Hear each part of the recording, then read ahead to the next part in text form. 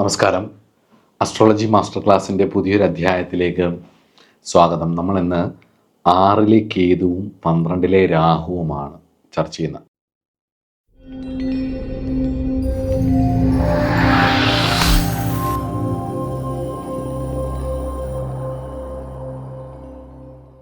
ആറാം ഭാവം എന്ന് പറയുന്നത് നമ്മുടെ ഡെയിലി റൊട്ടീനാണ്.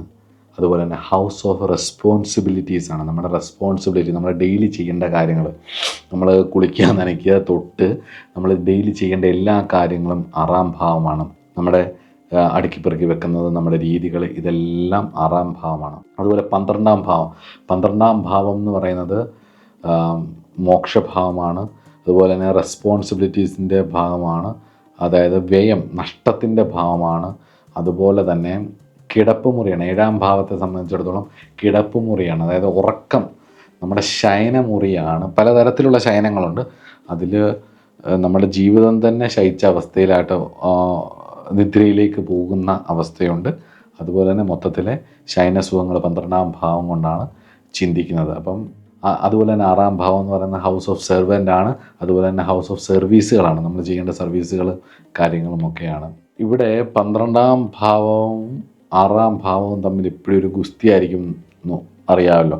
രാഹുകേതുക്കൾ നിൽക്കുന്ന ഭാവങ്ങൾ തമ്മിൽ എപ്പോഴും ഒരു ബുദ്ധിമുട്ടുകളുണ്ടാകും. അതായത് പേഴ്സണൽ നീഡ്സും നമ്മുടെ ചിലവുകളും തമ്മിൽ ഒരിക്കലും മീറ്റ് ചെയ്യില്ല. എപ്പോഴും ഇങ്ങനെ വ്യയവും നമ്മുടെ ദൈനംദിന ജീവിത രീതികളും നമ്മളുടെ സർവീസും നമ്മുടെ ഡെയിലി ലൈഫും ആയിട്ടൊരിക്കലും ചേരത്തില്ല. ഒരു ഗ്രഹണം ബാധിച്ചതുപോലെ ഇരിക്കും.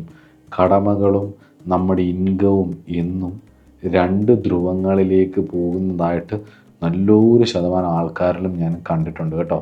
അതുകൊണ്ട് തന്നെ പലപ്പോഴും എനിക്ക് തോന്നിയിട്ടുണ്ട് സെൽഫ് സാക്രിഫൈസ്, അതുപോലെ തന്നെ ഹ്യൂമാനിറ്റി ഒക്കെ ഉണ്ടായിട്ടും പലപ്പോഴും ഇവരെന്തുകൊണ്ട് ഇരുന്ന് പോകുന്നു. ഈ കടമകളുടെ ഒരു ഇരുണ്ട മുഖമുണ്ട്. നമ്മളുടെ കടമകൾ കാരണം നമ്മൾ ചുറ്റുപാട് നിൽക്കുന്നവർക്ക് വേണ്ടിയിട്ട് പൂർണ്ണമായും ജീവിക്കേണ്ടി വരുന്ന ഒരവസ്ഥ. അങ്ങനെ ജീവിച്ചാലോ അതിനനുസരിച്ചുള്ളൊരു സപ്പോർട്ട് കിട്ടുമെന്ന് ചോദിച്ചാൽ അതുമില്ല. എന്നാൽ എല്ലാ കാര്യങ്ങളും ചെയ്തു കൊടുത്തിട്ടും ഇങ്ങനെ തൻ്റേതായ ഒരു ലോകത്ത് ജീവിക്കേണ്ടി വരുന്ന ഒരുപാട് പേരെ 6-ലെ കേതുവായിട്ട് ഞാൻ കണ്ടിട്ടുണ്ട്. അതുപോലെ തന്നെ സർവീസ് ചെയ്ത് ഹയർ ലെവലിലേക്ക് എത്തിയിട്ടുള്ള പ്ലൻറ്റി ഓഫ് സെർവൻസിനെ ഞാൻ കണ്ടിട്ടുണ്ട്. ഒരു ഉയർന്ന ലെവലിലേക്ക് എത്തിയിട്ടുള്ള ചില ആൾക്കാരെ ഞാൻ കണ്ടിട്ടുണ്ട്. പക്ഷെ അവർ ആ സർവീസ് ഓറിയൻറ്റഡ് ആയിട്ടുള്ള ലൈഫ്, അതിന് വേണ്ടി ജീവിതം ഒഴിഞ്ഞു വെച്ചിട്ട് ആ ഒരു ലെവലിലേക്ക് എത്തിയതും ഞാൻ കണ്ടിട്ടുണ്ട് കേട്ടോ. അതുപോലെ തന്നെ 6ാം ഭാവത്തിൽ കേതു, സാറ്റൻ ഇൻഫ്ലുവൻസ്, 6ാം ഭാവാധിപൻ, ഇതെല്ലാമാണ് വാസ്തവത്തിൽ സർവീസ് ആയിട്ടുള്ള ഒരു ലൈഫ് നമുക്ക് തരുന്നത്, സർവീസ് ഓറിയൻറ്റഡ് ആക്കുന്നത്. കഷ്ടപ്പാടായിരിക്കും. അപ്പം ഇങ്ങനെ ഇറങ്ങി തിരിച്ച് വീണ്ടും ഇങ്ങനെ ചെയ്തുകൊണ്ടേയിരിക്കും.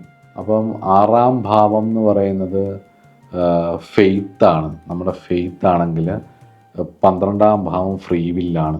അപ്പോൾ അതെങ്ങനെ യൂസ് ചെയ്യണം എന്നുള്ളതും കൂടി ആലോചിക്കണം. ഞാൻ എപ്പോഴും പറയാറുണ്ട്, രാഹു എന്ന് പറയുന്നത് പലപ്പോഴും നമ്മുടെ സബ് കോൺഷ്യസ് ഡിസയറുകളാണ്, അല്ലെങ്കിൽ ഫാൻറ്റസിയാണ് ലൈഫിലെ. അപ്പം 12ാം ഭാവം ശയനഭാവം ആയതുകൊണ്ട് തന്നെ, 12ാം ഭാവം വ്യയഭാവം ആയതുകൊണ്ട് തന്നെ എങ്ങനെയൊക്കെ കാശ് നഷ്ടപ്പെട്ടു പോകാം എന്നുള്ളത് 12ാം ഭാവം കാണിക്കും. അത് ഫ്രീ വില്ലാണേ.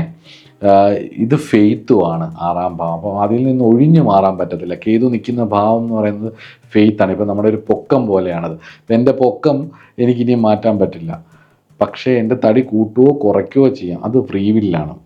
മനസ്സിലാവുന്നുണ്ട്, അത് ഫ്രീ വില്ല. അപ്പം അതുപോലെയാണ് രാഹു നിൽക്കുന്ന ഭാവം എങ്ങനെയാക്കണം എന്നുള്ളത് കുറേയൊക്കെ നമ്മുടെ കയ്യിലാണ്.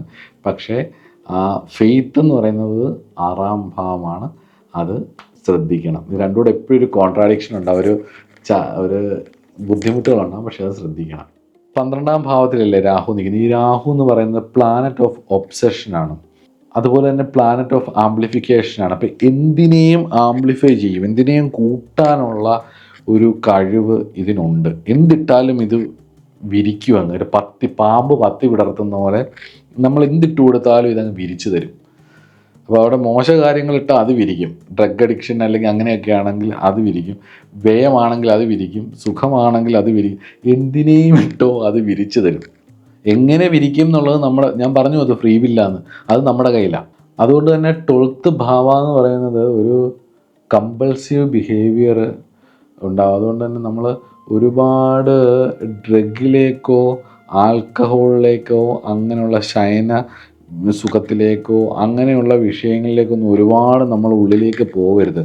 പോയി കഴിഞ്ഞ് കഴിഞ്ഞാൽ വലിയ പരാജയം ജീവിതത്തിൽ വരാനുള്ള സാധ്യതയുണ്ട്. പക്ഷേ പലപ്പോഴും എനിക്ക് തോന്നിയിട്ടുള്ളൊരു കാര്യം പറഞ്ഞാൽ ഈ 12-ലെ രാഹുവിനെ കേതു വല്ലാണ്ട് പിടിച്ചു വലിക്കും.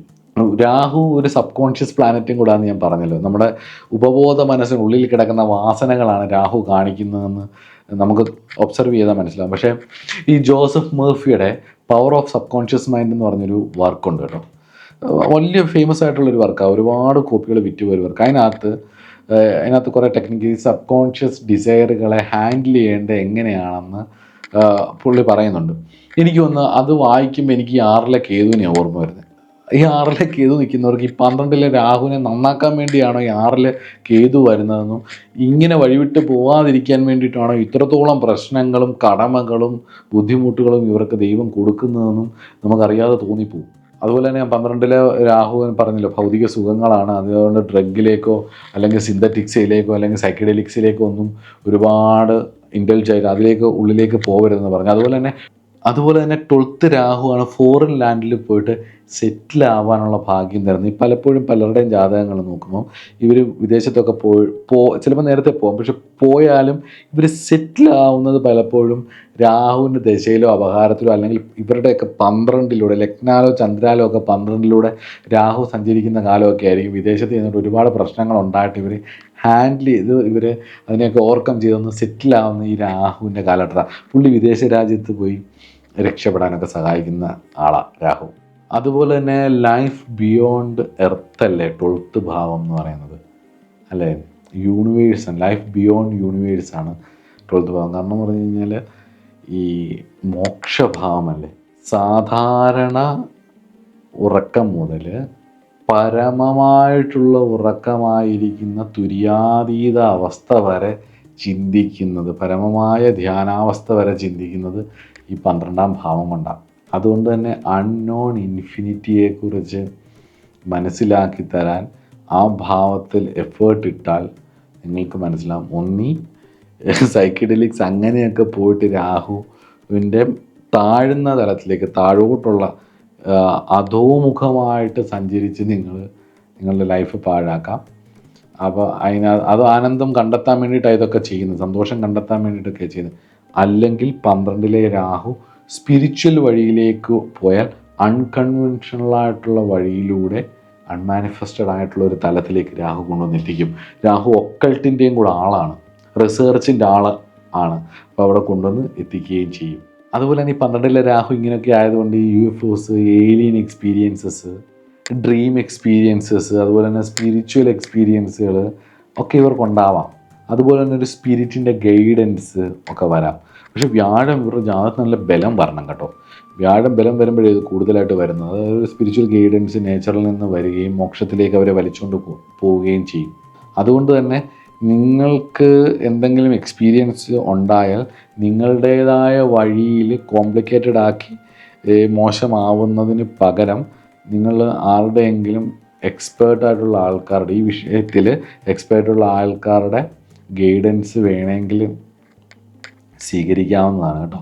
അതുപോലെ തന്നെ 6-ാം ഭാവം എന്ന് പറയുന്നത് അർത്ഥ ത്രികോണങ്ങളിൽ ഒന്നാണല്ലോ.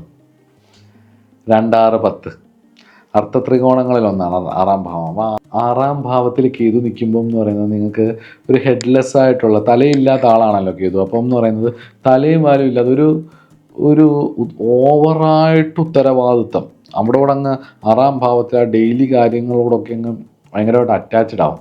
എന്നിട്ട് പിന്നീട് ദുഃഖിക്കും, എന്നാൽ പോലും സ്വന്തം സുഖം കണ്ടെത്താതെ അവിടേക്ക് അങ്ങ് അറ്റാച്ച് ചെയ്യും. പേഴ്സണൽ ഇഷ്ടങ്ങൾക്ക് മുകളിൽ ഒരു ഹെഡ്ലെസ് സാക്രിഫൈസ് ഉണ്ടാവും. അതായത് കേതുവിൻ്റെ കൂട്ട് തന്നെ തലയില്ലാത്തൊരവസ്ഥ, ഡ്യൂട്ടി വർക്ക് ഡ്യൂട്ടി വർക്ക് ഇങ്ങനെ ജീവിതം ഇങ്ങനെ ഭയങ്കര ഫുള്ളി അതിലേക്ക് മാത്രമായിട്ടിരിക്കും. എന്നാൽ അതിനനുസരിച്ചുള്ളൊരു ഉപകാരമോ ഗുണമോ വരുമോ അതുമില്ല. അപ്പം നിങ്ങൾ ചെയ്യേണ്ടതെന്ന് പറഞ്ഞാൽ ഗുഡ് കർമ്മ, അതായത് നല്ല കർമ്മങ്ങൾ ചെയ്യുക.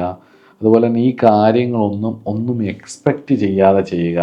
വീട്ടിൽ ആയാലും ചുറ്റുപാടുകളിലായാലും നിങ്ങളുടെ സർവീസുകളാണെങ്കിലും ഒക്കെ നിങ്ങൾ ഒരു തരത്തിലുള്ള എക്സ്പെക്റ്റേഷൻസും ഇല്ലാതെ, ഒരു തരത്തിലുള്ള എക്സ്പെക്റ്റേഷൻസും പ്രതീക്ഷിക്കാതെ, മറ്റുള്ളവരിൽ നിന്നും ഒന്നും തിരിച്ച് കിട്ടത്തില്ല എന്ന് ഉറപ്പിച്ചുകൊണ്ട് നിങ്ങൾ ശ്രമിച്ചുകൊണ്ടേയിരിക്കുക. തിരിച്ച് കിട്ടില്ല എന്നുള്ള ഉറപ്പോടുകൂടി ചെയ്ത് കഴിഞ്ഞ് കഴിഞ്ഞാൽ ഈ 6-ലെ കേതു മാറിയിട്ട് 11-ലെ രാഹു നിങ്ങൾക്ക് ഒരുപാട് ഗുണാനുഭവങ്ങൾ തരികയും ചെയ്യും, വ്യയം കുറയുകയും ചെയ്യും.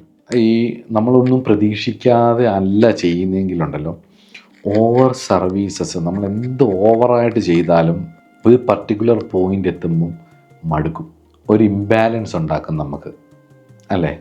അത് ഡ്യൂട്ടി ആയിക്കോട്ടെ, ജോബ് ആയിക്കോട്ടെ, വീട്ടിലെ കാര്യങ്ങളായിക്കോട്ടെ, എല്ലാം അത് ഇങ്ങനെ ചെയ്തുകൊണ്ടിരിക്കുമ്പോൾ ഒരു ഇംബാലൻസ് ഉണ്ടാക്കും.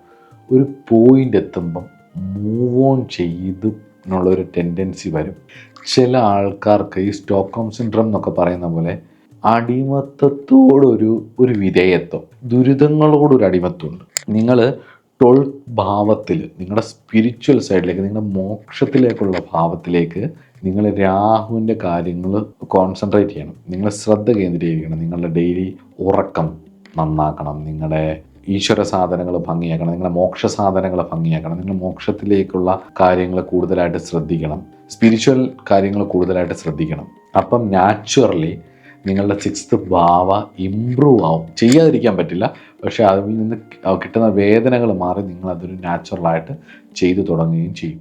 സബോർഡിനേറ്റ്സ്, സെർവൻസ്, നമ്മൾ ഡെയിലി കാണുന്ന ആൾക്കാരെ, നമ്മൾ ഡെയിലി സപ്പോർട്ട് ചെയ്യുന്ന ആൾക്കാരെ, നമ്മളെ ഡെയിലി സപ്പോർട്ട് ചെയ്യുന്ന ആൾക്കാരെല്ലാം 6-ാം ഭാവമാണേ. അപ്പം ചുറ്റുപാട് നിൽക്കുന്ന 6-ൽ കേതു നിൽക്കുമ്പോൾ ചുറ്റുപാട് നിൽക്കുന്ന ആരുടെയും മുഖസ്തുതി കേൾക്കേണ്ട കാര്യമില്ല. അത് വെറുതെയാണ്, അത് അധികകാലം നിൽക്കത്തില്ല. അതുകൊണ്ട് തന്നെ കുറച്ച് കഴിയുമ്പോൾ അത് മാറ്റി പറയും. 12-ാം ഭാവം എന്ന് പറഞ്ഞാൽ പരദൂഷണവും കൂടിയാണ്. അപ്പം 6-ാം ഭാവം മുഖസ്തുതിയാണ്. നിങ്ങളെ ഇങ്ങനെ ഓരോന്ന് പറഞ്ഞ്, അതിൻ്റെ വിപരീതമാണ് നേരെ 7-ാം ഭാവം. വെറുതെ അത് കേൾക്കാൻ നിൽക്കണ്ട. മുഖസ്തുതിയൊക്കെ വെറുതെയാണ് കേട്ടോ. 6-ൽ കേതു നിൽക്കുന്നവർക്ക് ആരുടെയും മുഖസ്തുതി എടുക്കരുത്. അതുകൊണ്ട് ഫ്ലൈ സോളോ, ഒറ്റയ്ക്ക് പറക്കുക, ആരിൽ നിന്നും ഒന്നും എക്സ്പെക്റ്റ് ചെയ്യാതെ, വിത്തൗട്ട് സെൽഫിഷ്നെസ്, മറ്റുള്ളവരിൽ നിന്നും ഒന്നും പ്രതീക്ഷിക്കാതെ, നമ്മൾ ഒരു സെൽഫിഷ്നെസ്സും ഇല്ലാതെ നമ്മൾ പറന്ന് നടക്കുക എന്നുള്ളതാണ്. അപ്പോൾ 6-ാം ഭാവം കൃത്യമായിട്ട് ശരിയാവും. ദൗത്യങ്ങളിൽ നിന്ന് ഒഴിഞ്ഞു മാറാനല്ല പറയുന്നത്, നമ്മൾ നമ്മുടേതായ ഒരു താളത്തിൽ, നമ്മുടേതായ ഒരു വഴിയിൽ പൊക്കോളും. ഒരു ഹയർ സെൽഫായിട്ട് മാറാൻ സാധിച്ചാൽ, രാഹു 12-ാം ഭാവമാണ്. അപ്പം 12-ാം ഭാവം ഹയർ സെൽഫിലേക്ക് ലീഡ് ചെയ്യുന്നതാണ്. അവിടെ നമ്മൾ 12-ൻ്റെ നഷ്ടം വരുന്ന കാര്യങ്ങളെല്ലാം മാറ്റിയിട്ട് ഒരു ഹയർ സെൽഫിൻ്റെ ലെവലിലേക്ക് നമ്മൾ ചിന്തിച്ചു തുടങ്ങിയാൽ പരശിവാവസ്ഥയിലേക്ക് നമ്മളെത്തും. ആ അവസ്ഥയിലേക്കുള്ള യാത്രയിൽ തന്നെ പല വിഷയങ്ങളും നമുക്കൊരു ഡിറ്റാച്ച്മെൻറ്റ് നാച്ചുറലി വരും. അപ്പോൾ അങ്ങനെ അങ്ങ് പോയിക്കോളും. അതുകൊണ്ട് 6-ാം ഭാവത്തിൽ കേതുവും 12-ാം ഭാവത്തിൽ രാഹു നിൽക്കുന്ന ഒരു ഒറ്റ കാര്യം ഓർത്തിരിക്കുക, ഒറ്റയ്ക്കാണ് വന്നത്, ഒറ്റയ്ക്കാണ് നമ്മൾ പോകുന്നത്. ചുറ്റുപാടുള്ളവരൊക്കെ വെറും താൽക്കാലികപരമായിട്ടുള്ള ചില ബന്ധങ്ങൾ മാത്രമാണ് എല്ലാവർക്കും. കൂടുതൽ അതിൽ നിന്ന് പ്രതീക്ഷിച്ചാൽ ഒരുപാട് ദുഃഖങ്ങൾക്ക് നമ്മൾ സാക്ഷിയാവേണ്ടതായിട്ട് വരും. അത് വേണോ? അത് വേണ്ട. അതുകൊണ്ട് ആ ബോധത്തിൽ ഇങ്ങനെ പോയാൽ സന്തോഷമായിട്ട് ഇരിക്കാനും കഴിയും. അതുപോലെ തന്നെ രാഹു നിൽക്കുന്ന രാശിയുടെ അധിപനും രാഹുവും തമ്മിൽ 2, 12, 6, 8 ഒക്കെ ആയിട്ട് നിൽക്കുക. അതുപോലെ തന്നെ കേതു നിൽക്കുന്ന രാശിയുടെ അധിപൻ, കേതു നിൽക്കുന്ന നക്ഷത്രാധിപൻ എന്നിവർ അങ്ങോട്ടും ഇങ്ങോട്ടും, കേതു നിൽക്കുന്ന രാശിയുടെ അധിപനും നക്ഷത്രാധിപനും അതുപോലെ തന്നെ കേതുവും തമ്മിൽ അങ്ങോട്ടും ഇങ്ങോട്ടും 2, 8, 6, 12 ഇങ്ങനെ ആണ് എങ്കിൽ എയിംലെസ് ആയിട്ടുള്ള ഒരു ലൈഫായിരിക്കും. അതൊരു യൂസ്ലെസ് പെർസ്യൂട്ട്സുകൾ നമ്മളെ ലീഡ് ചെയ്തിട്ട് നമുക്ക് ഒട്ടും എയിമില്ലാത്ത, തോന്നിയ പോലെ പല വിഷയങ്ങൾ ചെയ്ത് അങ്ങ് പോകും എന്നുള്ളതല്ലാതെ ഒരു ലൈഫിനൊരു എയിമോ ഒരു സുഖമോ ഉണ്ടാവില്ല. നമ്മളെടുക്കുന്ന തീരുമാനങ്ങളെല്ലാം പലപ്പോഴും പാളിപ്പൊക്കൊണ്ടേയിരിക്കും. അതുപോലെ തന്നെ ചിലപ്പോൾ കോൺട്രവേഴ്സീസ് വരാം, അല്ലെങ്കിൽ ക്രൈമുകൾ കമ്മിറ്റ് ചെയ്യാം, കേസുകൾ വരാം, വല്ലാത്ത ബുദ്ധിമുട്ടുകളൊക്കെ വരാം. അപ്പോൾ ഇത്രയൊക്കെയാണ് എനിക്ക് പറയാനുള്ളത്. 6-ാം ഭാവം എന്ന് പറയുന്ന ഡെയിലി കാര്യങ്ങളാണ്. 12-ാം ഭാവം എന്ന് പറയുന്നത് വ്യയമാണ്, ശയനസ്ഥാനമാണ്, ഉറക്കമാണ്. അപ്പോൾ 12-ലെ രാഹു ഉറക്കം കെടുത്തുന്ന ഒരുപാട് കാര്യങ്ങൾ നമ്മളെ കൊണ്ട് ചെയ്യിക്കും. അതിലേക്കൊന്നും പോവാതെ കുറച്ച് സ്വതന്ത്രമായിട്ട് നേച്ചറിനെയൊക്കെ മനസ്സിലാക്കി കുറച്ച് സോളോ ആയിട്ട് ഒറ്റയ്ക്ക് ജീവിക്കാൻ ശീലിക്കുക. അതോടൊപ്പം തന്നെ നമുക്ക് ചെയ്തു തീർക്കേണ്ടതായിട്ടുള്ള കമ്മിറ്റ്മെൻറ്റുകളും ചെയ്തു തീർത്ത് മുന്നോട്ട് പോവുക. നന്നായിട്ട് ഈശ്വര സാധന ചെയ്യുക. നേച്ചർ ഒരുപാട് കാര്യങ്ങൾ, അൺനാച്ചുറലായിട്ടുള്ള ഒരുപാട് കാര്യങ്ങൾ, നമുക്ക് ബിയോണ്ട് ലോജിക്കായിട്ടുള്ള ഒരുപാട് കാര്യങ്ങൾ നിങ്ങൾക്ക് കാണിച്ചു തരും. അതിൽ നിന്ന് പാഠങ്ങൾ ഉൾക്കൊണ്ട് മനസ്സിലാക്കിയിട്ട് മുന്നോട്ട് പോവുക. അടുത്തൊരു ക്ലാസ്സിൽ നമുക്ക് രാഹുകേതുക്കളുടെ കുറച്ച് കാര്യങ്ങളോടൊക്കെ ഒന്ന് റിവിഷൻ പോലെയുള്ള കാര്യങ്ങളൂടെ ചെയ്തിട്ട് നമുക്ക് അടുത്തൊരു സീരീസിലേക്ക് പോവാം. നമസ്കാരം.